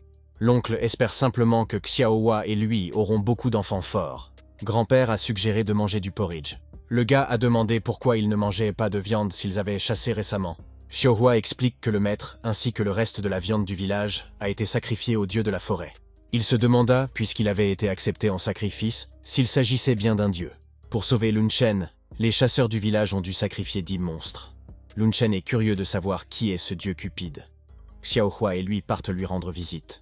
Ils ont remarqué une empreinte d'ours. Ils doivent donc être prudents. Mais la jeune fille a répondu qu'il pouvait offrir l'ours en sacrifice au dieu de la forêt. Ensuite, nous devons retourner au village pour nous armer. Le garçon a demandé pourquoi elle faisait cela. Elle a expliqué à l'idiot que, dans cet état, les ours se nourrissent couramment de ces produits. Elle lui demande également s'il a déjà tué un monstre auparavant. Le protagoniste répond qu'il en a tué 1 ou 2 lorsqu'il était dans la sphère de coagulation. Entre-temps, ils ont été attaqués par le même ours. Il pouvait facilement se défendre contre ses griffes. Il a ensuite frappé l'ours. Il s'en est sorti sans problème. Il a tué un monstre de rang 1. Il a également pris cet ours. Elle n'a pas compris où il avait disparu. L'homme explique qu'il est maintenant enfermé dans un anneau d'espace. La fille a supposé que ce type était aussi Dieu. Il décida de lui offrir un anneau, et elle deviendrait elle aussi un dieu. Xiaohua doit concentrer la pensée au centre de son front et la diriger vers l'anneau. Mais elle doit alors l'envelopper d'une aura à travers ses doigts. Elle a été capable de le faire. La fille a demandé comment cette bague pouvait contenir autant de choses. Le type a répondu qu'avec un peu d'entraînement, il était possible d'en mettre encore plus. Après avoir tué Chan Feng, il n'a repris que les 3 types d'artefacts de combat qu'il avait achetés aux enchères. Le reste des objets fut remis à Xiaohua. Ils arrivent enfin à l'endroit où se trouve le dieu de la forêt. Lorsque leurs membres sont blessés, ils viennent voir le dieu arbre pour se faire soigner. En retour, le dieu arbre leur demande de lui donner de la viande. Et pour sa blessure, le dieu arbre met un prix de 10 monstres. Ils ont décidé de le saluer. Soudain, il a entendu une voix lui dire qu'il ne devait pas le faire et qu'elle ne pouvait pas se le permettre. C'était une déesse des arbres. Soudain, Xiaohua s'endort sans la voyant. La déesse des arbres lui répond que la jeune fille s'est simplement endormie. Le dialogue entre eux n'est pas pour les oreilles indiscrètes, et le protagoniste se demande si elle est vraiment un dieu. C'est elle qu'on appelle Dieu ici, elle vient elle-même du monde des esprits. Il ne s'attendait pas à ce que le monde des esprits existe réellement.